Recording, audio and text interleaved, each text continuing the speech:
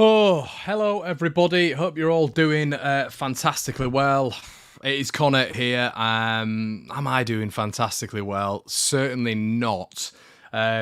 Pent up frustration, probably a lot of anger to a certain somebody in black, and we'll get into that. But before the video starts, everyone, do us a favour, slap a like on the video, get your comments in the section below, and make sure you subscribe to the One Leeds Fan Channel. If you want some bonus content, me and my dad will be doing a Generation Leeds podcast tonight, live on the Patreon account. We'll get my old man's extensive thoughts, and we'll just be discussing the game in detail, and we're going to be doing that on each and every match day, so make sure you check the link in the description below to join the Patreon account. Oh, dearie me, everyone. My name is Conor McGilligan. If you are a first timer here on One Leeds, and I come on here to give my thoughts, my opinions on Leeds United, and the reason I'm professing this video with that is because I know some people get on here and get a little bit tetchy if they don't agree with what I'm saying. Listen, I understand that opinions make football. Football, as I always say, is subjective. But listen, it is what it is. Don't get too vexed by my opinions on here. I might see a game very differently to how you see a game. That is life. It is how it works. But yeah, I'm going to get into it. As I said, there's 239 of you at the minute. Please slap a like on the video. I have just finished work, so do us a solid. Yeah. Okay, well, let's start with the lineup, and we'll get into your guys' comments. But let's start with the lineup. I didn't, when you listen, there's a lot of people who were excited to see Rodrigo in that starting lineup. I really like what Rodrigo's done so far. What has he got? 4 goals and got an assist. Great. But I think in this game, when you're looking at Mings and you're looking at Ezra Konsa, for me, you go when Leeds are as direct as we were playing in that first half. We were, kicking that. We were playing through the transition, of course. We were playing centrally, but there were many occasions where we were just pumping the ball up in the air to Rodrigo. For in that instance, and from what we know, it wasn't a fitness issue, and Rodrigo had trained excellently well, and the best he trained for Leeds United. I'm paraphrasing, but that's essentially what Jesse Marsh said. He said that it's the best he's trained for Leeds. It's the best we've seen him. So based on the meritocracy at Leeds, you form an opinion that Rodrigo earned his right. And he's been doing well for Leeds, hasn't he? I didn't think, obviously he had the Everton game where he went off injured. I didn't think in the Brighton game he was that great, but it is what it is. In training, he was very good, so he starts ahead of Bamford. But for me, Leeds lose a lot if Paddy's fit, Paddy goes into the starting lineup. Okay, for me, that's how it goes. And it looked like, from what we're hearing as well, I know we have to sort of manage him into these games, and that's what we've been told by Jesse, even in this week's press conference. But for me, if he's fit, he starts. And you saw the impact when he came on. The impact when he came on was fantastic. And what you do get with Rodrigo is he comes a little bit short, and when he comes short, he links up play with Aronson and Harrison. But Bamford is that man on the last man. And you saw in the final sort of 20 minutes, even when Leeds' backs were against the walls, the impact that this guy makes with this Leeds United side. And we have nobody who fits that profile. Nobody. So I thought that was not a mistake as such, because, Rodrigo's been brilliant in training, apparently, but I didn't feel that would have that zip up front. And, Rodrigo had a couple of decent chances in that first half, but I feel like we missed the punch, the Patrick Bamford punch up top. And, yeah. I also said to you guys at the start that I was happy with Liam Cooper being in there. I was happy. I actually, that is the exact lineup that I would have called. I wanted that. It's the exact same team aside from Patrick Bamford that I wanted. So I'm not going to come on here and say I wanted something else. Like I know some fans will, or some YouTubers or whatever. I'm not going to come on and say that. I'm going to come on and say that's exactly what I wanted. However, when I'm coming in and I'm watching this game of football and I'm seeing how Liam Cooper is performing straight off the bat, stray passes, an obvious header within 15 minutes that nearly got Ollie Watkins in, and towards the back end of the game as well, just seems to be the ball floated over, and instead of heading it maybe out for a throw in or heading it maybe back to Ilan Melia or something like that, heading it in the path of the Aston Villa midfielders and the strikers and the defenders, whatever. He seemed to continuously do that throughout the game, Liam Cooper. I actually noted 4 times that he did that. Now, the reason I want to bring all this up, and I know it's Coops' his first game back, but there was a back pass as well where Watkins was nearly in. There was an occasion as well where he was holding Tyrone Mings, and if you get in on another day, VAR are going to give that. I just thought there was so many elements of Liam Cooper's game that we've seen before. We've seen it before. I thought he was going to come in with the leadership. I thought he was going to come in with a bit of organisation, because this is what I'm being told with Liam Cooper from many Leeds fans that I'm not seeing, apparently. That he's a leader, he's this, he's that, he's the other. He's vocal when he's on the pitch. He's always in the referee's ear. He's organising that back line. Now, listen, I did say in the preview that I'm hoping that's going to be what Liam Cooper brings to this, and I'm hoping he does. But for me, that was a really, really poor performance from him, a really, really poor performance, and he looked shaky, and I felt the entire defence was shaky in that game. Now, let me also say this, everybody, you're joining me in this journey right now. We're reviewing the game, okay? What I'm going to say is, right now, that's a great point from where we were. Sinisterra was sent off in the 48th minute. It's a fantastic point against an Aston Villa side who've got 4 points out of 6. And Leeds' backs really were against the wall. But we've really got to review the game. Look, I know there'll be a lot of people who are hyped up and excited because we haven't lost the game against Aston Villa. It's an improvement on last time we played Aston Villa in the Premier League when we got battered 3-0. But we do need to talk about the intricacies of this game. We do need to talk about the aspects that weren't good enough, because, come on, let's be realistic. That was not good enough, even in the first half. I feel sometimes the composure on the ball isn't there. I feel, when we are on the ball, it's a rush. Everything is a rush. And when it is a rush, it's easy for the opposition to capitalise, regain the ball, I should say, and then pop it off a little bit. And I thought Leeds in that first half were mobile. You could see the forward line working really, really well. But I always feel when it bypasses that midfield, when it gets past Tyler Adams, when they're in and around that zone in front of our defence, we look so vulnerable. And the reason I mention Liam Cooper in that is because Llorente gets hammered by people like me, by people like you, for making those sorts of mistakes in the game. Now, those sorts of mistakes didn't lead to a goal, luckily for Liam Cooper, luckily for Leeds United. But Diego Llorente does make those mistakes, and he's been punished, hasn't he, in the last 2 to 3 weeks. But Liam Cooper was making several mistakes today when it came to his passing. I understand it's his first game back. I understand that.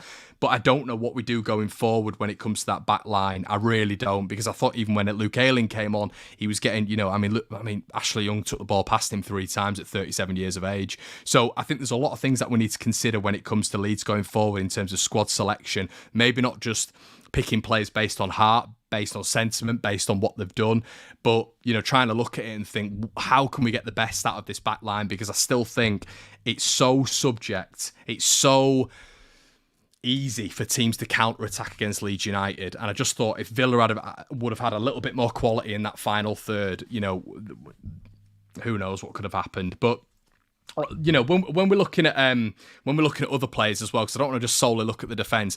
As I said, everyone, I actually thought when the game started, it was chaos as it seems to be at this moment in time when it comes to Leeds. But it was okay, mobile. Rodrigo had a great effort, which they didn't close him down on the edge of the box, just fired wide. A lovely ball in from Sinisterra, who I thought in the first half, him and Rocker were the only players in this Leeds United side. And this is what we say. I'm staggered at some Leeds fans who don't think Mark Rocker's a good player. I'm watching a different game, and if I don't know football, fair enough. Listen.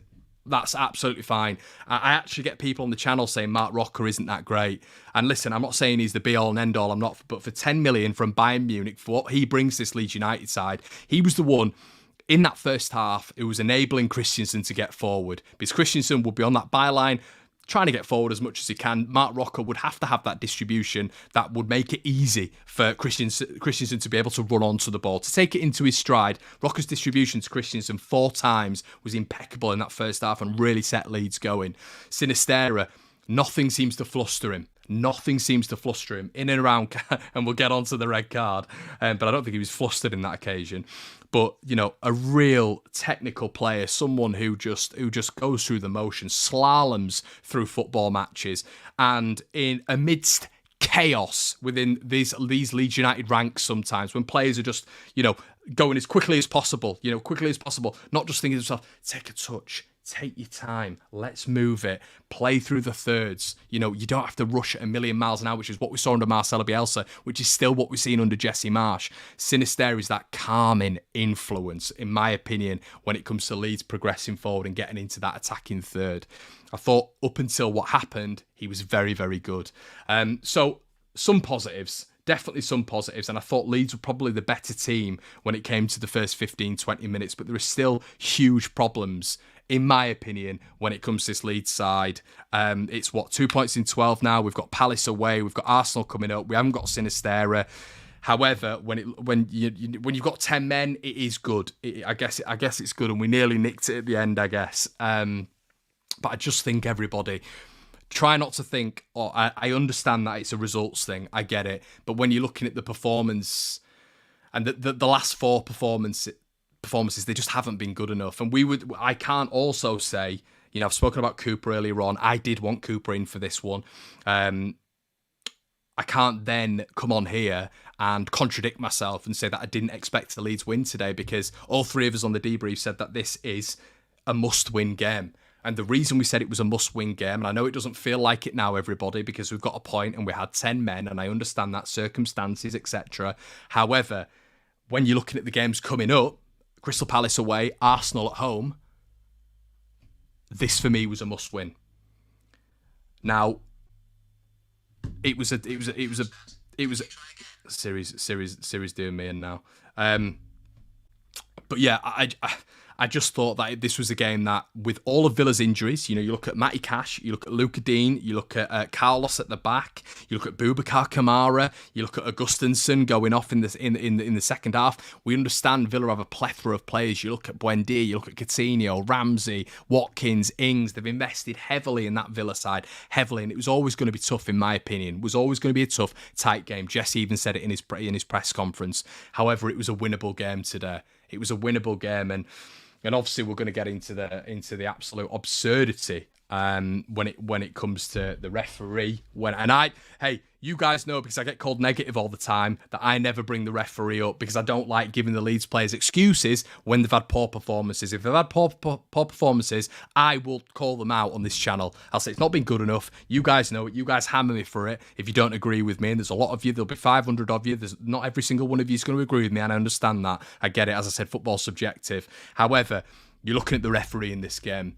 Now, the reason I'm looking at the referee as well is its consistency in football. And I've spoken to a referee, a decent referee in terms of rankings off air. I wanted to bring him on the show, and I might bring him on the show. I'll have to wait and see. Things need to intertwine really to get him on in terms of his situation. But refed at a very, very decent level. And he has actively said to me on numerous occasions, he will remain unnamed at the minute, that referees in this country are seen around Europe as some of the poorest based on the standard of league. It doesn't weigh up. And once again, we had a performance today from a referee which was inept. It was abysmal. It wasn't consistent, as I've just mentioned at the start, and it ruined the game. Every single foul, every single time a player was touched, he'd get his card out. No consistency in the first 10 minutes. Leon Bailey had a yellow card offence. Yellow card offence because he kicked the ball away. Kicking the ball away and blocking the ball from being taken from a free kick are both equal in terms of getting a yellow card. Both are events that should have got a yellow card. When we're looking at Sinistera, the yellow card for his red. Leon Bailey, who made 4 tackles, including the yellow card, the yellow card that should happen when he kicked the ball away, which concludes to 5. So 5 occasions, and he only got 1 yellow card, and then Gerrard had the opportunity to take him off. Sinistera didn't have that. Robin Koch didn't have that. Matt Rocker didn't have that. It was a shocking refereeing performance. The irony when it comes to the Leeds fans cheering when we actually got a couple of fouls towards the end was completely correct.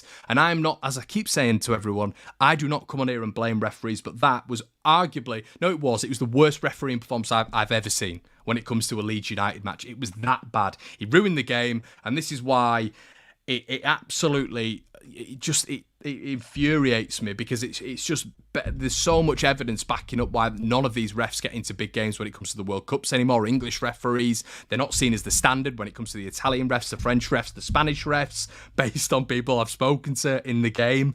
And we saw it again today. A very, very, a referee who was easily influential by big players like Ezri Konsa getting in his ear, and Tyrone Mings getting in his ear, and Douglas Luiz getting in his ear. And what I will say as well, everybody, what I will say is, in those occasions, what I want, this is what I want my captain steaming over and backing up Mark Rocker. I want my big players in and around Mark Rocker when he's going up to the referee and saying that's not good enough. Fair play to Rodrigo as well, saying that's not good enough. Rodrigo gets a yellow card for daring to question what the referee's decision was about. It didn't look abusive, but because the referees they don't understand what to do in that situation when they're being questioned. No abuse, just questioned on why he made that decision. Pull out the yellow card. Why? Ridiculous. That happens to managers as well in today's current climate. But overall, the consistency when it comes to refereeing is just abysmal in this division. You do not know what you're going to get. We had it, didn't we, with the Brentford game, where some of the decisions were absolutely ridiculous, and that's when these decisions are reviewed as well. Listen, it beggars belief, but I do feel it is costing Leeds United points. Someone as well. Someone said as well. I'm not sure how Young didn't see a yellow card at some point. Yeah, Ashley Young was laughing at the end. Did we see the one where Tyrone Mings just pushes Bamford on the floor? Just pushes him, and Mings is laughing with the referee. You know, Cock makes a perfectly good tackle in the corner, wins the ball. Him and Watkins 50-50 with each other. Yellow card. Man, everyone. I have to say this. I don't blame referees a lot, but that was just horrendous. Anyway, let's get back onto the footballing performance, because I know that's what Herbie, you must be taking the mick, mate. You've got to. Are you trolling, mate? Are you trolling?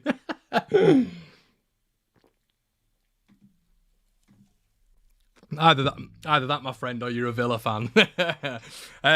Okay, so back onto the performance anyway. And as I said, everybody, we will be going over this performance in detail on the Patreon with Generation Leeds, with my old man, later on tonight. That will be live on the Patreon account. But yeah, I thought just in the first half, it was too quick. Leeds were too quick. Every time we had the ball, it was one touch, it was two touch. Sometimes it just needed to have a little bit of composure. As I said, I thought Rocker was really helping Christensen in terms of his distribution, which he was able to take in his stride when it came to the right-hand side and getting forward. I still will say with Christensen, I think there was a passage of play in the second half where Leeds were playing it round the back, and we see this quite often. Playing it round the back, left to right, left to right, left to right, and then they'll lose it. Because I don't think we're that good on the ball. We're certainly not good on the ball at the back at all. Inadvertently, Leeds will lose the ball at the back. You rarely see Leeds building up through the third successfully. It's normally from second ball opportunities where Leeds are able to curate chances. Building up from the back is, unless it was under Bielsa in the Championship, hasn't been Leeds' forte. Now, this was happening again in this game. I think Villa were pressing a little bit high. It was causing a few mistakes, but Christensen looked a little bit unnerved again. He had the ball on the right-hand side when it came to, obviously, his positioning in the second half, and there was a passage of play where he would just go back, every single time. You think you just open your body up. Look at Tyler Adams in the middle. Then hit the ball into the channel. You've got either Patrick Bamford or it might have been Rodrigo at the time, who can at least maybe force a Villa player to hit it out for a throw-in or actually recover the ball in that offensive third. But consistently going back. That's what Villa want. Villa will press higher up the field because Leeds are consistently going back. They'll think there's no risk even if we get forward. We'll press higher. Leeds aren't going to go forward. And then we'll press on Ilan Meslier and we'll recover the ball when he boots it upwards. And then we can win the first and second balls. And that was continuously happening. But yeah, I also thought today, I don't know about you guys, but I thought Elan had a bit of a poor game. I thought he looked asleep for a lot of it. I thought Harrison was, he's allowed, of course he is, to have a bad game. Of course he is, but there's been a couple this season now. People always question me on there was someone actually who came on the debrief and said Harrison was as influential as Rafinha last season. As I say, I love Jack. I said it at the start of this season. Please keep proving me wrong. Want to see more and more. But in these games, when not everybody's firing on all cylinders, last season when everybody wasn't firing on all cylinders, when people are comparing Rafinha and Harrison, Rafinha would step up every single time. You can see with Sinisterra as well. He's going to be stepping up every single time. He's got that aspect of his game as well. Jack Harrison, he's been better this season, but he started off like a house on fire. And I think at this moment in time, he's ducked down a little bit. And today, loose passes, giving the ball away, committing stupid fouls near the edge of our area where Villa were able to get advantageous free kicks, and just not up for the game, I didn't think. And these are situations where I've always called on Jack Harrison to be able to be more consistent. That's it. Just be more consistent, because the top elite players, the world-class level players, are the players who are consistent in games like these, especially at home. So yeah, and as well, I thought it was Strauch and Cini sort of struggling to get a little bit of a relationship on that left hand side. But let me just get into a couple of your comments, everyone. There's 620 of you in the building. Make sure you're liking the content as well. Let's have a look, get some of your comments in. Leeds 1919 says Rasmus still lacking confidence. I'd agree there, mate. I think you bang on. I think at the minute, I don't really know what's going on with him, because you saw the performance against, you might not have seen it, but he was getting high praise, arguably man of the match against France for Denmark. And I guess the comment back to that is he's playing with better players than what he's playing with at Leeds United. And maybe consistently for Denmark, obviously he's going to be playing at a lesser standard when it comes to the teams that you come up against week in, week out in the Premier League. The game didn't flow, too many niggly fouls, and the Leeds needed patience. Yeah, Herbie, I'd agree with that. I think when you're talking about Leeds needing patience, that is something that we need in general. I think, even the Brighton game, the Everton game in particular today, there's too many occasions where we're looking to play these one-touch passes, and I understand that because we're a transitional team. We're trying to get forward as quickly as possible, but sometimes it's going to hurt Leeds more than it's going to help Leeds. It's going to hinder Leeds more than it's going to benefit Leeds, because other teams will recover the ball and then get through Leeds and counter-attack on Leeds. You saw that several times with Leeds today, and Villa were able to create chances because Leeds were careless on the ball. And how many times have we said that? Hence why I always go on about Mark Rocker, because he's, in my opinion, when it comes to on-the-ball work, he's got a huge football brain, and I didn't really understand why he was taken off. I thought we lost a little bit of control in that midfield when he was taken off. Don't know if it was fitness issues again, but he didn't look happy. Justin says Aaronson was cut down so many times. He was, mate. No yellow cards there. I do think, however, with Brendan, there has got to be points where he's got to take better care of the ball. I've said that from the start. People don't like it. I try come on here and give everybody their fair crack. I will do. But yeah, Aaronson, once again, just giving away too many balls today. I thought he was definitely hacked down several times. However, I did think as well, there was a couple of occasions where maybe he could have released the ball a little bit quicker. He could have been a little bit more efficient in his passing. But we have got to hit people with the same stick. Jack Simpson, you have to go back sometimes to retain possession. I agree with Jack. However, I think that's emphasised way too much with this Leeds United side, because going back is safety. Every single time your passing stats, everything, it's going to be fine. It's going to be absolutely fine when it comes to retaining the ball within your back line. It's going to be great until it gets to Illan Meslier. He then hoofs it up, and then we lose either the first or second ball, which I thought we were losing the second ball way too much today, even when it was 11v11. So 100%, you do it to retain possession, but there's also got to be an end point. If you're going back, you've got to be looking to get forward as well. Hence why we're all saying, how amazing it was that Mark Rocker was 5th when it came to progressive passing in this Leeds United side, because every time he gets the ball, he looks forward. That's brave. You can't always have the ball when you're a right back and a left back and even a centre back and look to go back to Illan Meslier. You've got to be brave. And one thing is, with Diego Llorente, I will say he is brave. He's not effective, but he's brave. He'll get the ball and always try and go forward. I thought with the back two that we had today, too much of it was straight back to Illan Meslier, which means Villa can press higher. Let's get into some more of your comments.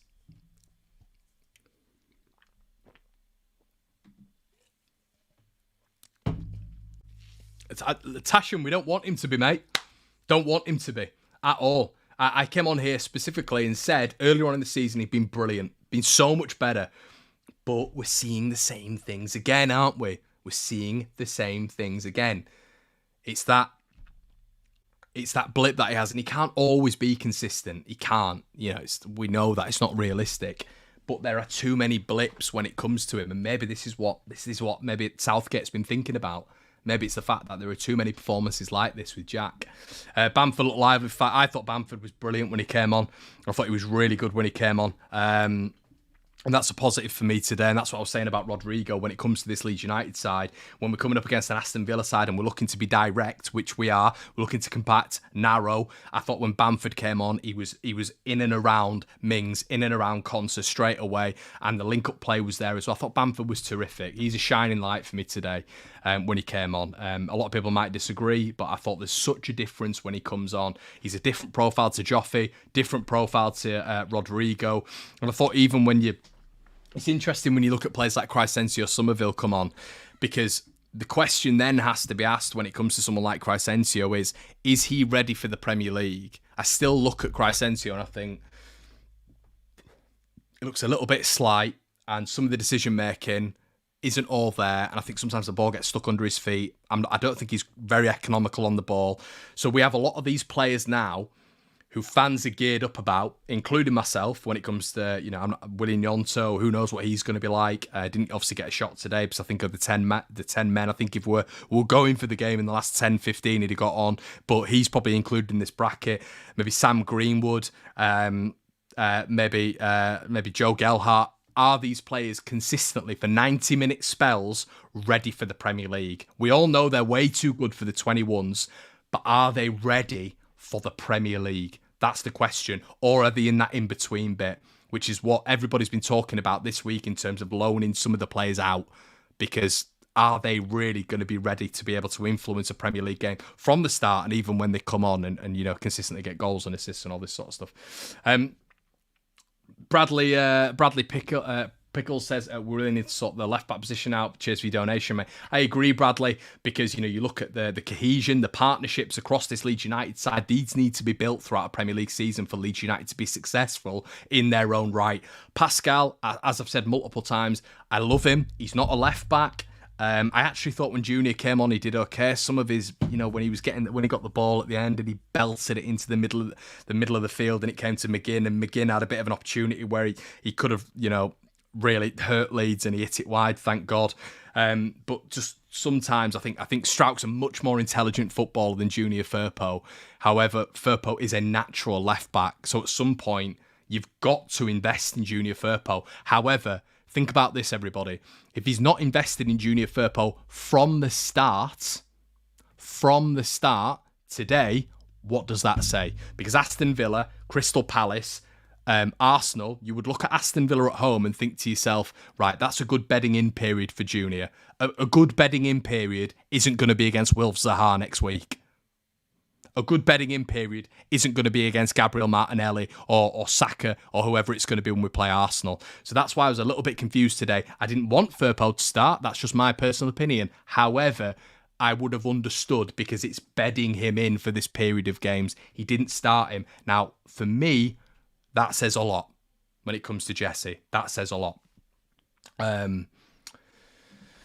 Green Vale Gaming says, I consider this an improvement. Last season with 11, we lost 3-0. Yes, I agree, mate. I just think when you look at when you contextualize where Leeds are at this moment in time in terms of losing to Brighton, drawing with Everton where we should have really beaten them in a home game against the poor Everton side, getting battered by Brentford. You look at Aston Villa.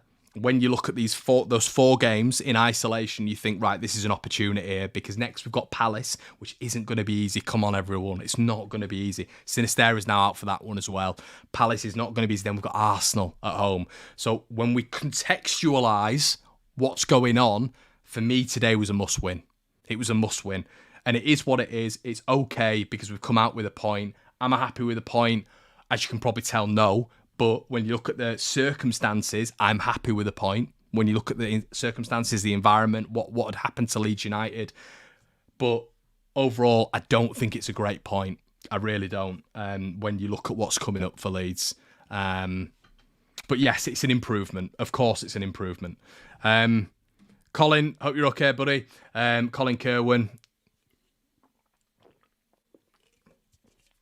Need to step it up. Clean sheet is fine, but terrible match for both teams. I'd agree, mate. It's just you come from watching Man City decimate Manchester United, and we're nowhere near on the same level either. We're nowhere near on the same level, but it almost felt like watching two different divisions, and it probably is like that now. You know, just the quality on the ball, the lack of composure from both teams, to be fair today. Lack of composure, just decision making. God, it was doing my nut in. The lack of football IQ in some situations. Bloody hell. But yeah, absolutely. In some situations today, it was so bad.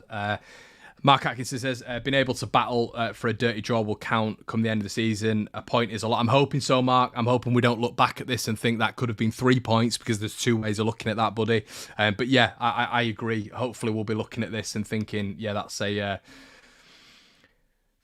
good thing. GJP, appalling performance, not good enough. All that time to chill and relax. Asses need to be kicked, and that's probably something else that you need to look at as well. And in terms of what G's saying there, it's been 30 days off. And you probably, just from the start, there was a little bit of an intensity from Leeds, but as I keep saying, the quality, the composure on the ball, when a lot of it was deer in the headlight stuff, and I probably was expecting something a little bit better, especially with the amount of injuries Villa had. We know Villa are a good team. I mean, Villa, let's be honest, they're absolutely down to the bare bones today, and they didn't, Callum Chambers, who scored a worldie against us last year, is still on the bench, who probably could have come in for them at right back or left back, even when Augustansson went off injured, and they brought Bednarek. I didn't even know Bednarek was there, so they do have depth. They've invested a lot of money into that side, and they're looking to do so. Villa's ambitions are ridiculous. I was speaking to some Villa fans earlier on this season. They're talking about challenging top 8 and maybe a little bit higher. So Villa's expectations are probably a lot greater than what Leeds are. Leeds' expectations are at the minute in terms of money invested. But I did feel that Leeds maybe needed to have a better performance today. Jeffrey says, I want to see Firpo's left wing back with Strout, Cooper and Cock as a back three. Yeah, I mean, we need more. I tell you what, though, Jeffrey, we need better performances from Liam. And this is why I'm really keen to talk about this today. And I understand it's his first game back. I understand that. But he was very, very poor today. In my opinion, he was very poor today. And you've got to smack him with the same stick as you're smacking Llorente with. I'm not saying you're not doing that, pal, by the way. But, is there an argument that you've got, Cott, Strauch and Ayling or whatever? I don't know. But it's, Cooper, man, today just looked very similar to what Llorente was, in my opinion. It was 10 against 12. I'll take a point. Yeah.